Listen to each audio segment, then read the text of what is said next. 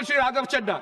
माननीय श्री सर, इस bill pay चर्चा के माध्यम से मैं इस देश के आम हवाई यात्री का दर्द आप सबके सामने रखना चाहूँगा। सर, वादा था कि हवाई चप्पल वालों को हवाई जहाज़ की सैर कराई जाएगी। आलम यह है सर कि बाटा कंपनी का जूता पहनने वाला भी आज हवाई जहाज़ की टिकट नहीं खरीद पा रहा है। Economy class is no more economical sir. मैं आज इस सदन में बहस पे आने से पहले अपने फ़ोन पर फ्लाइट के रेट चेक कर रहा था सर। अगर कल मुझे दिल्ली से बंबई जाना हो तो टिकट 14,000 रुपये की है, वन वे की सबसे सस्ती टिकट। दिल्ली से पटना जाना हो तो 12,000 रुपये की टिकट, दिल्ली से बैंगलोर जाना हो तो 16,000 रुपये की टिकट।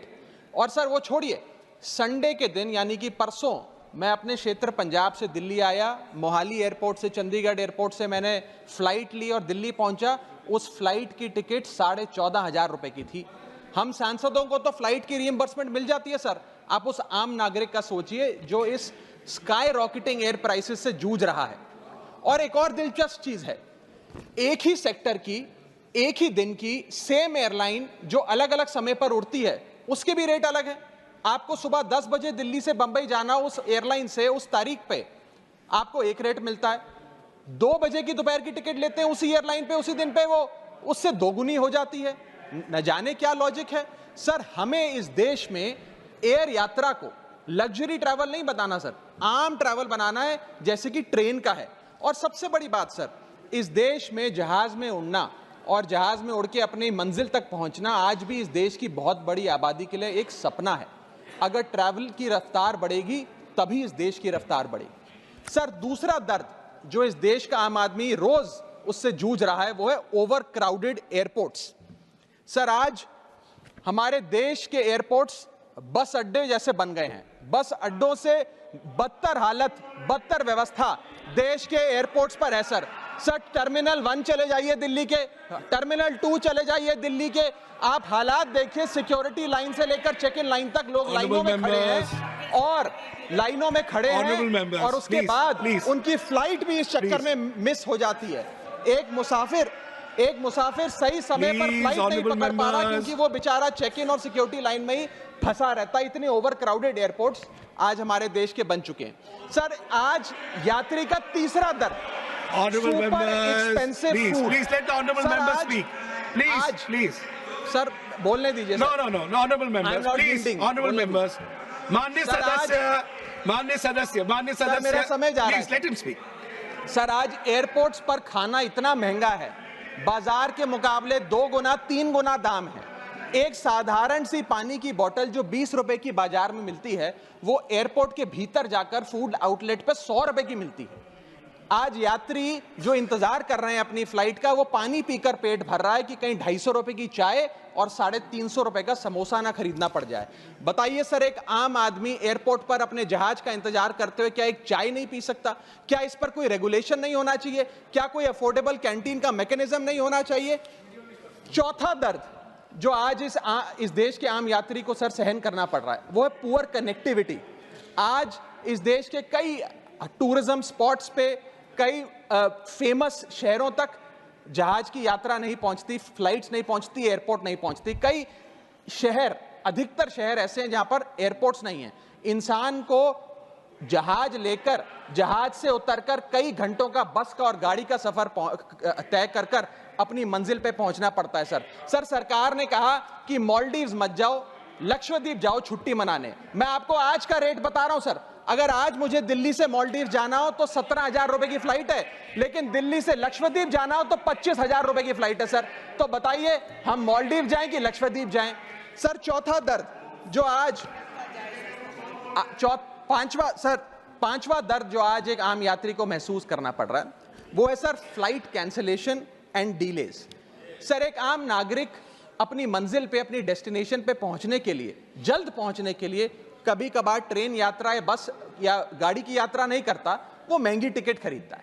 महंगी टिकट खरीद के अपनी मंजिल पे समय पे पहुंचना चाहता है। और कुछ ऐसे भी लोग हैं जो आर्थिक तौर पे सक्षम नहीं हैं, लेकिन आपातकालीन परिस्थितियों में, इमरजेंसी सिचुएशन में वो भी महंगी जहाज की टिकट खरीदकर जहाज की यात्रा करना चाहते हैं, अपनी मंजिल पे पहुंचना चाहते हैं। लेकिन क्या वो अपनी मंजिल पे समय पर पहुंच जा रहे हैं?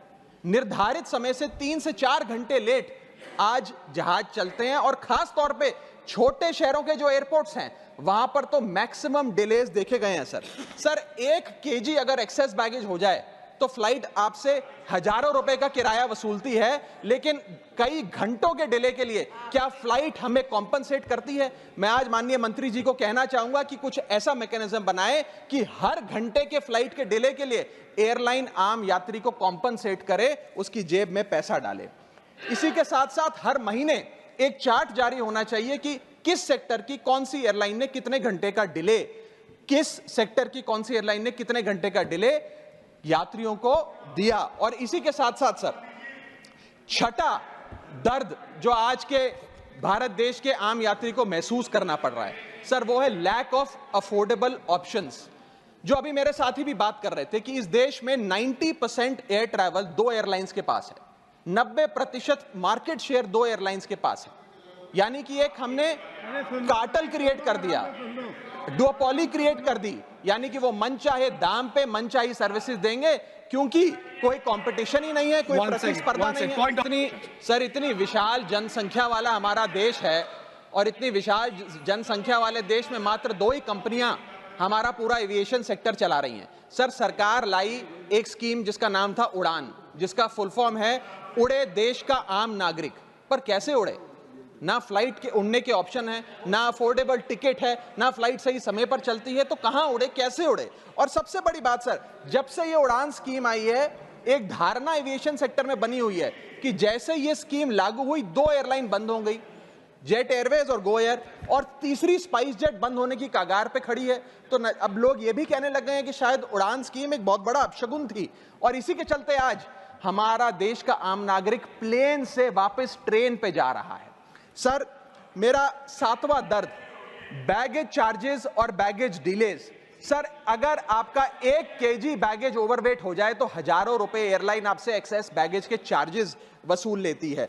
यहां तक कि कुछ लोग अब अपना सामान एयरपोर्ट पर फेंक के चले जाते हैं बिकॉज उनके सामान में पड़ी वस्तुएं इतनी महंगी नहीं है जितना बैगेज चार्जेस एयरलाइन ले लेती हैं। और बैगेज के डिलेज देखिए सर, लंबा आपको इंतजार बैगेज बेल्ट पे करना पड़ता है कि कब हमारा बैग आएगा। जब स्क्रीन पर देखते हैं तो स्क्रीन पर लिखा आता है बैगेज ऑन बेल्ट, लेकिन बैगेज ऑन बेल्ट नहीं होता, सिर्फ 2-3 बिजनेस क्लास पैसेंजर्स का बैग आता है और न जाने कितने मिनट एक आम नागरिक को इंतजार करना पड़ता है। इस एक्सेस डिले के लिए या इसको एक स्टैंडर्डाइज करने के लिए कोई प्रोसीजर सरकार को बनाना चाहिए। सर मेरा 8वां दर्द मैं समाप्त कर रहा हूं सर 8वां दर्द heavy car parking charges eight airport. Sir आज आप एयरपोर्ट्स पर पार्किंग का ठेका किसी एक कंपनी को दे देते हैं और वो मनचाहे दाम वसूलती है। खास तौर पे छोटे एयरपोर्ट्स पे 200-250 रुपए प्रति घंटे की कार पार्किंग चार्जेस देनी पड़ते हैं।